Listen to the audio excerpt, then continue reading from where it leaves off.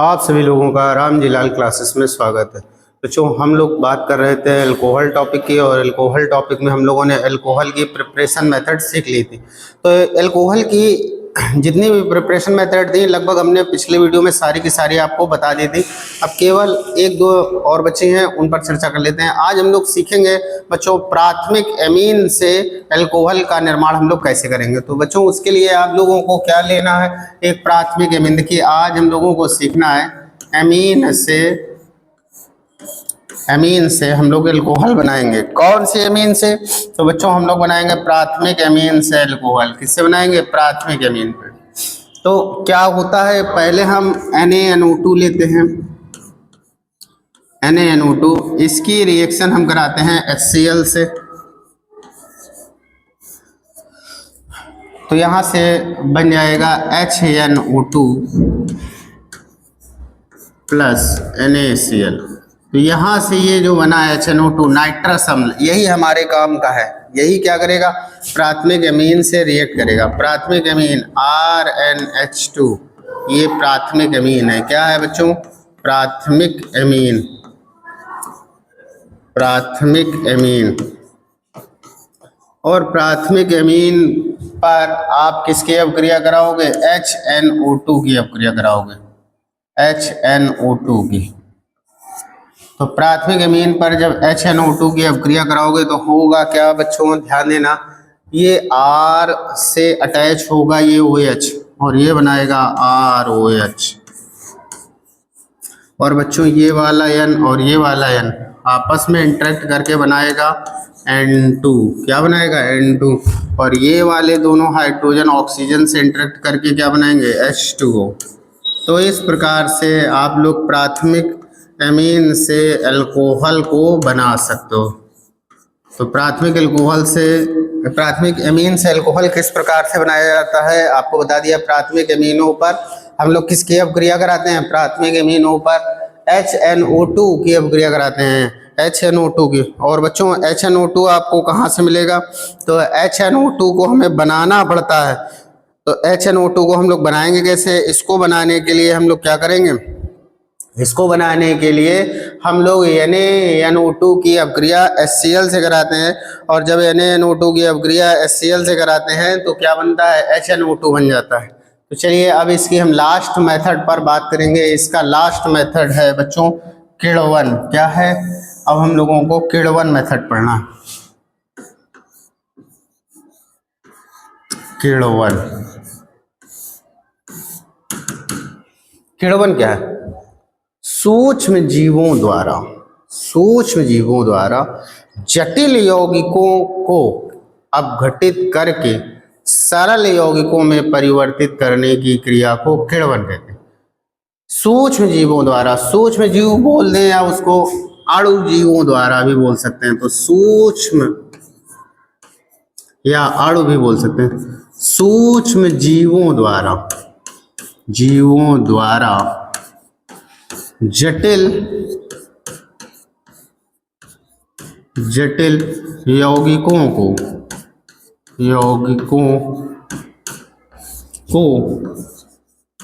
सरल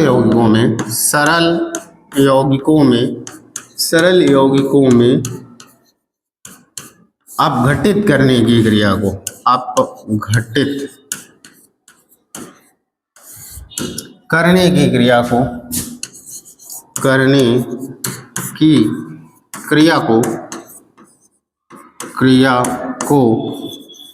किण्वन कहते हैं।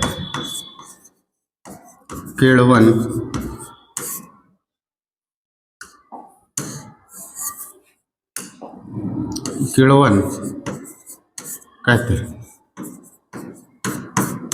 मतलब अणु जीवों द्वारा या सूक्ष्म जीवों द्वारा, अणु जीवों द्वारा या सूक्ष्म जीवों द्वारा, अणु जीवों द्वारा या सूक्ष्म जीवों द्वारा, अणु जीवों द्वारा जटिल कार्बनिक यौगिक को सरल कार्बनिक यौगिक में परिवर्तित करने की या अपघटित करने की क्रिया को हम लोग क्या कहते हैं? किण्वन कहते हैं। अणु जीवों द्वारा जटिल कार्बनिक यौगिक को अपघटित करके सरल कार्बनिक यौगिकों में परिवर्तित करने की क्रिया को हम लोग क्या कहते हैं? किण्वन कहते हैं। तो किण्वन विधि द्वारा हम यहाँ पर सीखेंगे अल्कोहल को कैसे बनाया जाता है। तो किण्वन विधि द्वारा अल्कोहल को बनाने के लिए हम लोगों को क्या लेना होता है, इसके लिए हम लोग गन्ने की शक्कर से भी हम लोग एथिल अल्कोहल का निर्माण कर सकते हैं। जैसे मान लीजिए हमने गन्ने की शक्कर ली, गन्ने की शक्कर का सूत्र तो याद ही होगा आप लोगों को, नहीं याद है? गन्ने की शक्कर का सूत्र क्या होता है बच्चों? गन्ने की शक्कर का सूत्र होता है C12H22O11 प्लस H2O। इसका जल अपघटन होगा कौन सा एंजाइम? इन्वर्टस,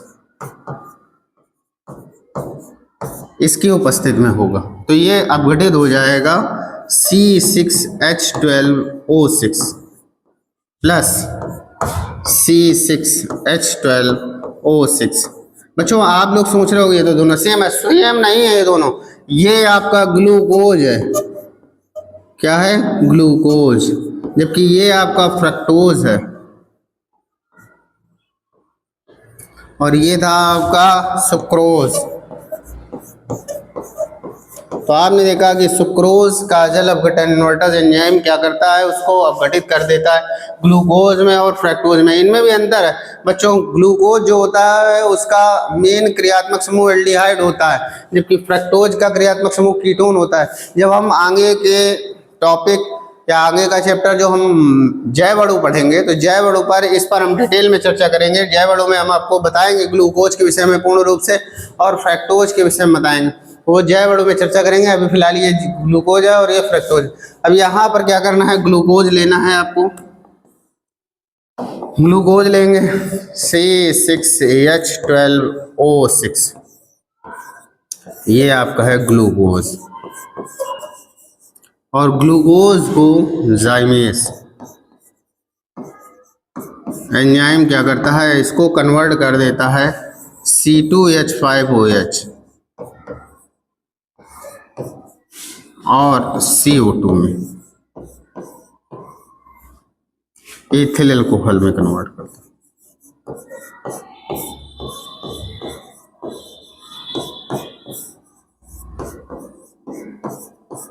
एथिल अल्कोहल में कन्वर्ट कर देता। तो बच्चों ये थी एथिल अल्कोहल के निर्माण की विधियां। एथिल अल्कोहल के निर्माण की एक ये विधि एमीन से रह गई थी और एक किण्वन विधि रह गई थी। अब हम लोगों ने परफेक्टली रूप से, पूर्ण रूप से अल्कोहलों के निर्माण की समस्त विधियां समाप्त कर ली हैं। अब बच्चों इसके बाद में बारी आती है अल्कोहलों के भौतिक गुण की, और भौतिक गुण के बाद में हम लोग बात करेंगे अल्कोहलों के रासायनिक गुण की। तो चलिए स्टार्ट करते हैं बच्चों अल्कोहलों के भौतिक गुण। अब हम लोग चर्चा करेंगे अल्कोहलों के भौतिक गुण। इस पर चर्चा करेंगे अल्कोहलों के भौतिक गुण। चलिए स्टार्ट करते हैं अल्कोहलों के भौतिक गुण।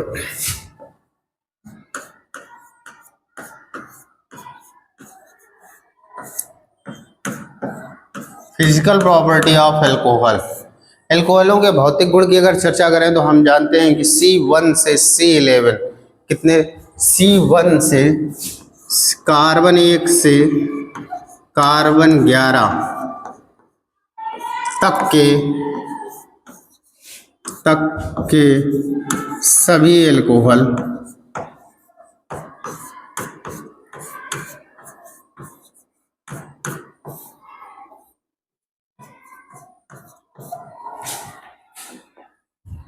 रंगहीन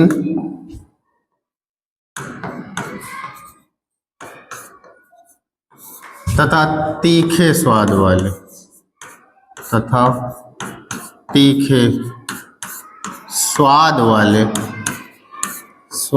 वाले द्रव होते हैं, द्रव हैं। आप देखोगे C1 से C11 तक के जितने भी अल्कोहल होते हैं वो कैसे होते हैं, तीखे स्वाद वाले होते हैं। कैसे होते हैं बच्चों, तीखे स्वाद वाले होते हैं। और इससे ऊपर वाले अगर बात कर ले कि C11 से ऊपर वाले कैसे सदस्य होते हैं, तो वो विशिष्ट गंध, इनकी गंध कैसी होती है, इनकी हाँ, C1 से C11 तक के अल्कोहल, सभी अल्कोहल रंगहीन तथा तीखे स्वाद वाले एवं विशिष्ट गंध वाले एवं एवं विशिष्ट गंध वाले, विशिष्ट गंध वाले क्या है, द्रव है। जबकि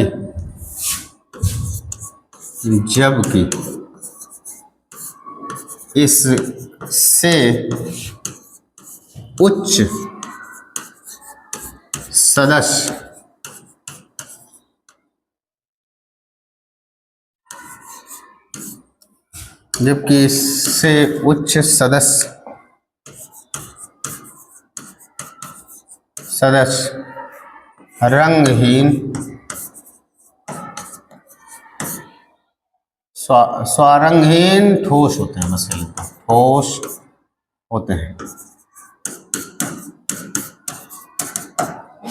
अगर हम बात करें इनकी जल में विलेयता, अगर हम जल में विलेयता की बात करें तो हम देखते हैं कि जो निम्न एल्कोहल होते हैं, निम्न एल्कोहल वो जल में अत्यधिक विलेय होते हैं। बच्चों एल्कोहल में क्या होता है एक्चुअली में, एल्कोहल में जरा ध्यान समझना, एल्कोहल का फार्मूला होता है ROH। इसमें अगर हम बात करें OH की तो ये जो OH वाला पार्ट है ये है द्रव स्नेही, क्या है, द्रव स्नेही, वाटर लविंग। ये है द्रव स्नेही वाटर लविंग, क्या है, द्रव स्नेही वाटर लविंग। इसको पानी से बहुत ज़्यादा प्रेम है, स्नेह है, वाटर लविंग है। क्यों ऐसा क्यों है, क्योंकि ये पानी से क्या करता है, हाइड्रोजन बॉन्डिंग बनाता है। क्या करता है, हाइड्रोजन बॉन्डिंग। और ये वाला जो पार्ट आप देख रहे हो, ये वाला, ये पार्ट है द्रव विरोधी। कौन सा है, द्रव विरोधी। कौन सा है, द्रव विरोधी। ये वाला पार्ट है द्रव विरोधी, जबकि ये वाला पार्ट कैसा है, द्रव स्नेही। तो याद रखना कि एल्कोहल जो होते हैं जल में विलेय होते हैं, जिसका कारण ये वाला पार्ट होता है, एल्कोहल का ये वाला पार्ट होता है। अब बच्चों ये वाला पार्ट जितना बड़ा, एल्कोहल जल में उतना ही ज़्यादा विलेय, और ये वाला पार्ट जितना छोटा, एल्कोहल जल में उतना ही कम विलेय। तो अगर हम बात करें एल्कोहलों का अणु भार बढ़ाने पर इनकी द्रव में विलेयता घटती है, इसका कारण क्या है, तो कारण इसका ये है कि अणु भार, अगर मोनोहाइड्रिक एल्कोहलों का अणु भार बढ़ेगा तो वो केवल और केवल R के बढ़ने से बढ़ेगा, क्योंकि मोनोहाइड्रिक एल्कोहल में फिक्स हो गया है कि OH कितना रहेगा, OH तो ये फिक्स रहेगा।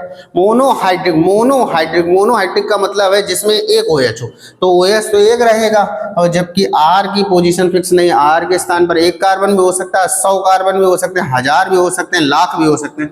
तो R का नंबर जैसे जैसे बढ़ेगा, भाई अणु भार बढ़ाने का मतलब, मोनोहाइड्रिक एल्कोहल का अणु भार बढ़ाने का मतलब ये तो बढ़ा नहीं सकते हो क्योंकि मोनोहाइड्रिक पहले से लगाए हो, तो मोनोहाइड्रिक का अणु भार बढ़ाने पर उनकी द्रव में विलेयता घटती है या जल में विलेयता घटती है। उसका कारण ये है कि मोनोहाइड्रिक एल्कोहल जो होते हैं, मोनोहाइड्रिक एल्कोहल जब आपने पहले ही कह दिया तो यानी OH तो फिक्स हो गया, OH तो एक रहेगा। अब OH एक रहेगा तो बढ़ेगा क्या, बढ़ेगा R बढ़ेगा, यानी ये वाला समूह बढ़ रहा है, ये वाला समूह बढ़ रहा है, यानी द्रव विरोधी लक्षण बढ़ रहा है। तो जब द्रव विरोधी लक्षण बढ़ेंगे तो द्रव में यानी जल में विलेयता इसकी घटेगी। तो आप देखोगे कि अगर ये बढ़ रहा है तो इसकी द्रव में यानी जल में विलेयता घटती है, और अगर ये बढ़ रहा है तो फिर वो मोनोहाइड्रिक होगा नहीं, वो तो डाई ट्राई पॉली ऐसे हाइड्रिक हो जाएगा। तो बच्चों मोनोहाइड्रिक एल्कोहलों में जो निम्नतर श्रेणी के, मोनोहाइड्रिक एल्कोहलों में जो निम्नतम श्रेणी के एल्कोहल होते हैं वो तो जल में खूब विलेय होते हैं, जल में बहुत अच्छे से घुल जाते हैं। लेकिन जैसे जैसे उनका अणु भार बढ़ता है, अणु भार बढ़ने से क्या होता है, द्रव विरोधी लक्षण उनका बढ़ जाता है। द्रव विरोधी लक्षण बढ़ जाने के कारण उनकी जल से होने वाले जो अंतरा अणुक हाइड्रोजन बंध है उसकी मतलब आपस में जुड़ने की शक्ति में कमी आ जाती। तो उसकी कमी आ जाने के कारण उनकी द्रव में विलेयता घट जाती है। या ऐसे भी आप बोल सकते हो कि द्रव विरोधी लक्षण बढ़ने के कारण अणु भार बढ़ने के साथ साथ, मोनोहाइड्रिक एल्कोहलों का अणु भार बढ़ने के साथ साथ द्रव विरोधी लक्षण बढ़ता है। द्रव विरोधी लक्षण बढ़ने के साथ साथ उनकी द्रव में या जल में विलेयता घटती है। आप ये भी बोल सकते हो, कई बार ये प्रश्न भी आया है कि अणु भार बढ़ने से मोनोहाइड्रिक एल्कोहलों की जल में विलेयता घटती है क्यों। आपसे पूछ लिया जाएगा कि निम्नतर एल्कोहल जो होते हैं वो जल में अत्यधिक विलेय होते हैं, जबकि उच्चतर एल्कोहल जल में अल्प विलेय होते हैं। ऐसा क्यों? या अणु भार बढ़ने से इनकी जल में विलेयता घटती है, क्यों? तो उसका कारण यही है कि मोनोहाइड्रिक अल्कोहल दो पार्ट होते हैं, एक तो होता है द्रव विरोधी और एक होता है द्रव स्नेही।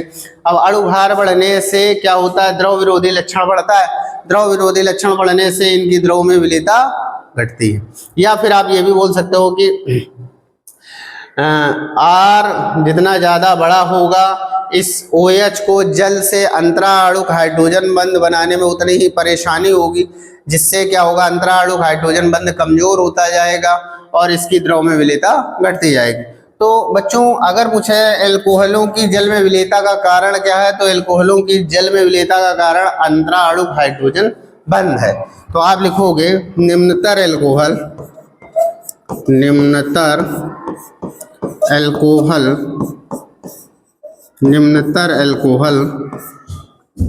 जल में विलेय होते हैं,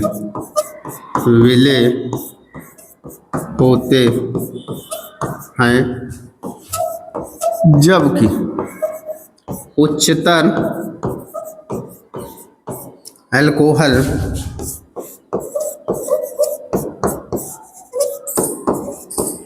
जल में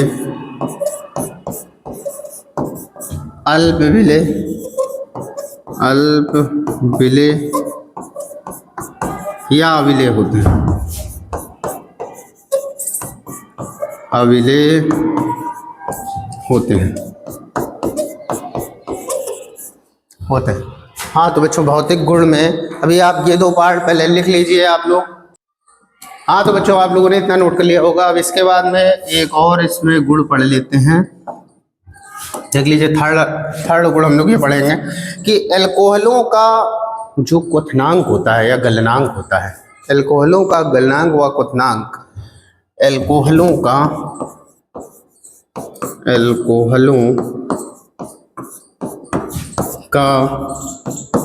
गलनांक व क्वथनांक, एल्कोहलों का गलनांक व क्वथनांक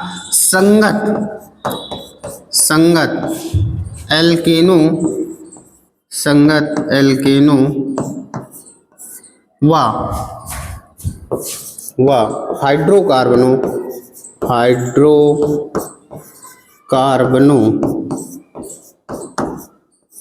से उच्च होता है।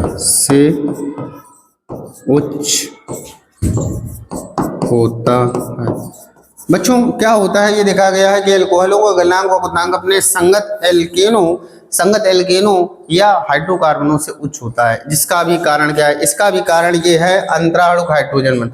आप देख लीजिए एल्केन में या हाइड्रोकार्बन में अंतराणुक हाइड्रोजन बंध नहीं होता है, इसीलिए थोड़ा सा टेम्परेचर देने पर ही वो क्या होते हैं? गल जाते हैं या वाष्पित हो जाते हैं। जिसका कारण ये है उनके बीच में अंतराणुक हाइड्रोजन बंध का ना बनना है। जबकि अगर हम बात कर ले यहाँ पर, तो यहाँ पर आप एल्कोहलों में देखोगे कि एल्कोहल के मॉलिक्यूल्स में आपस में ही अंतराणुक हाइड्रोजन बंध होता है। अंतराणुक हाइड्रोजन बंध के कारण एक अणु दूसरे अणु से अटैच होता है, तो जिसे तोड़ने के लिए हमें ज्यादा टेम्परेचर देना होता है। इसीलिए क्या होता है? इनका गलनांक व क्वथनांक संगत एल्केनो व हाइड्रोकार्बन से उच्च होता है। चलिए ये तो थी फिजिकल प्रॉपर्टी। अब हम लोग बात कर लेते हैं इसकी केमिकल प्रॉपर्टी की। स्टार्ट करते हैं रासायनिक गुण। रासायनिक गुण, एल्कोहलों के रासायनिक गुण स्टार्ट करते हैं। तो बच्चों जैसा कि आप लोगों को पता है एल्कोहल का फार्मूला होता है सिंगल बॉन्ड CH2OH, या हाँ ऐसे मान लो ये इसका फार्मूला है। इधर लिखे दे रहे हैं, रुक जाओ थोड़ा इसको डिटेल में समझाना है। R single bond CH2O single bond H। बच्चों इसमें आप लोगों को जरा ध्यान देना कौन कौन सी अभिक्रियाओं के विषय में पढ़ना है। तो ध्यान देना बच्चों, एक तो हम वो अभिक्रियाएं पढ़ेंगे जिनमें ये वाला बॉन्ड टूट जाएगा, यानी OH समूह के H परमाणु की अपक्रिया। पहली अपक्रिया आपको पढ़नी है OH समूह के OH समूह के H परमाणु की अपक्रिया, परमाणु की अभिक्रिया।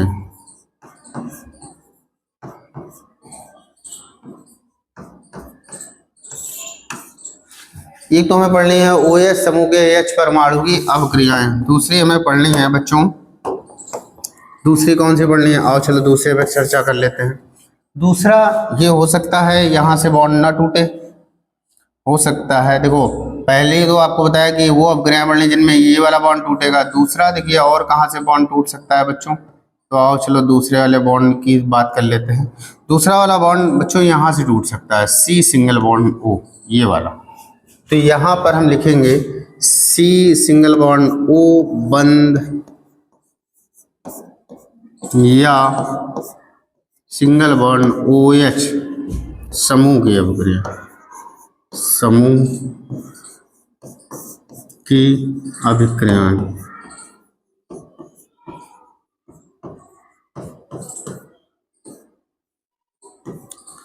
C सिंगल बॉन्ड O बंद या OH समूह की अपक्रियाएं। और आइए चलिए तीसरे पर बात कर लेते हैं। तीसरा बच्चों एल्किल समूह की अपक्रियाएं, इसकी अपक्रियाएं। देखो पहले ये वाला बॉन्ड टूटा, फिर ये वाला, तो तीसरी है एल्किल समूह की अपक्रियाएं, एल्किल समूह की अभिक्रियाएं।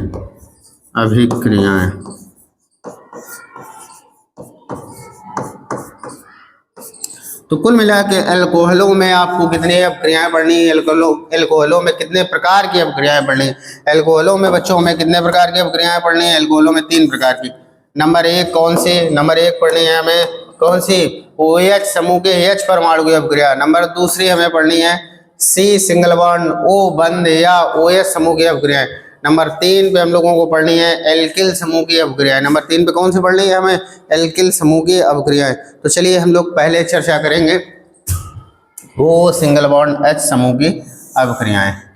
पहले हम लोग चर्चा करेंगे O सिंगल बॉन्ड H समूह की अपक्रियाएं। चलिए हेडिंग डाल लेते हैं। कौन सी हेडिंग पड़ेगी हमारी? पहली हेडिंग पड़ेगी हमारी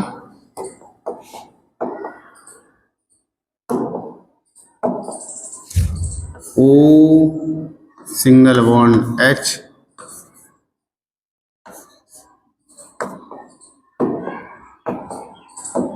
O सिंगल बॉन्ड H, चाहे ये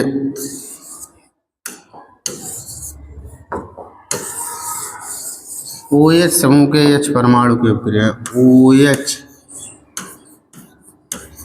समूह के H परमाणु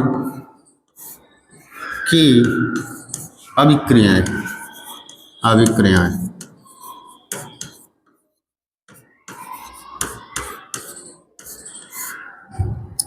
हम लोगों को पढ़नी है बच्चों OH समूह के H परमाणु की अभिक्रियाएं, OH समूह के H परमाणु की अभिक्रियाएं। तो बच्चों एल्कोहल आपके कितने प्रकार के होते हैं? एल्कोहल को याद रखना है आपको। प्राइमरी मोनोहाइड्रिक एल्कोहल में ये बात करें, मोनोहाइड्रिक एल्कोहल में आपके जनरली 3 टाइप के होते हैं। एक तो प्राइमरी एल्कोहल, दूसरा सेकेंडरी एल्कोहल, तीसरा टर्सरी एल्कोहल। तो हमें तीनों को एक साथ लेकर चर्चा करनी है कि कौन कौन सी अपक्रियाएं आसानी से प्रदर्शित करते हैं। तो इसमें देखो होगा क्या, इसमें ध्यान देना, ROH ये है। तो हम लोग कौन सी अपक्रियाएं पढ़ने जा रहे हैं? OH समूह के H परमाणु की अपक्रिया। इट मीन्स ये वाला बॉन्ड ब्रेक होगा। कौन सा बॉन्ड ब्रेक हो रहा है यहाँ पर? ये वाला बॉन्ड ब्रेक होगा और ये इलेक्ट्रॉन शिफ्ट होंगे इस वाले। तो जब ये इधर शिफ्ट होंगे तो बनेगा क्या बच्चों? फाइनली यहाँ पर बनेगा क्या? फाइनली यहाँ पर बनेगा R सिंगल बॉन्ड O और H प्लस। अच्छा इसके पास में क्या आएंगे? लॉन पेयर आएंगे।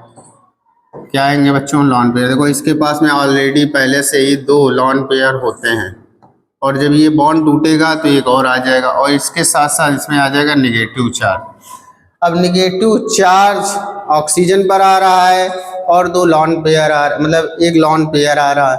तो आपको देखना है कि अगर ये स्टेबल है, जिन एल्कोहलों में ये स्टेबल होगा वो आसानी से ये अभिक्रिया प्रदर्शित करेंगे, और जिन एल्कोहलों में ये स्टेबल नहीं होगा वो फिर ये अभिक्रिया प्रदर्शित नहीं करेंगे। तो चलिए सबसे पहले स्टार्ट करते हैं हम CH3OH।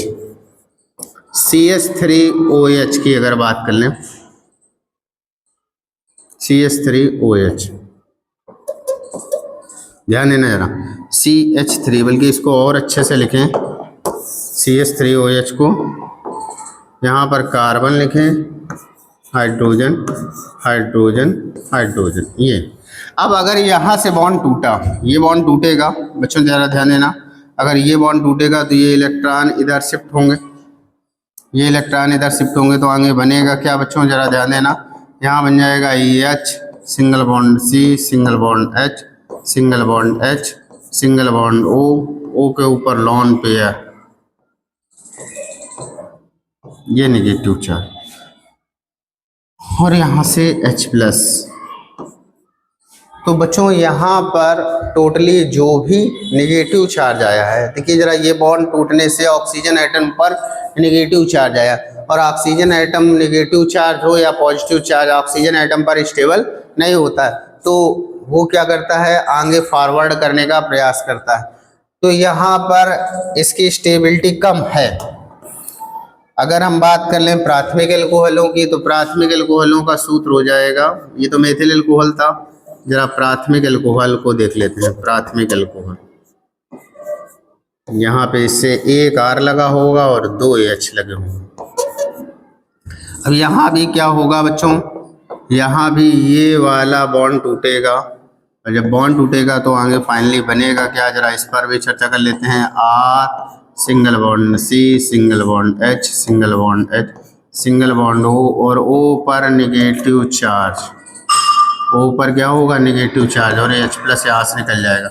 अगर बात करें बच्चों टर्सरी की, अगर हम बात करें सेकेंडरी, पहले सेकेंडरी की बात कर लें, तो सेकेंडरी में क्या होगा, कार्बन से 2 एल्किल ग्रुप जुड़े होंगे,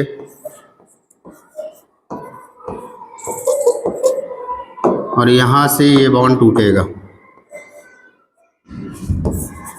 तो बन जाएगा,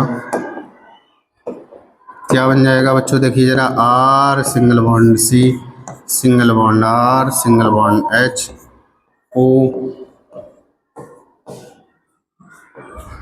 नेगेटिव चार्ज, और H+।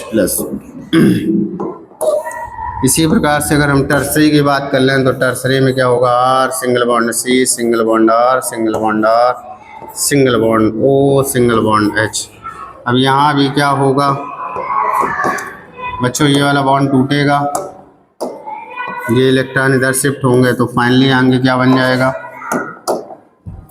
R, single bond C, single bond R, single bond R, single bond O, इस पर माइनस और H पर प्लस। तो अगर देखा जाए बच्चों, अगर देखा जाए इन तीनों में, ये था मेथिल एल्कोहल, ये था प्राथमिक, ये द्वितीयक, और ये तृतीयक। कौन कौन से हैं, ये आपका है मेथिल, ये वाला है मेथिल, ये है आपका प्राथमिक, और ये है आपका द्वितीयक, और ये है आपका तृतीयक।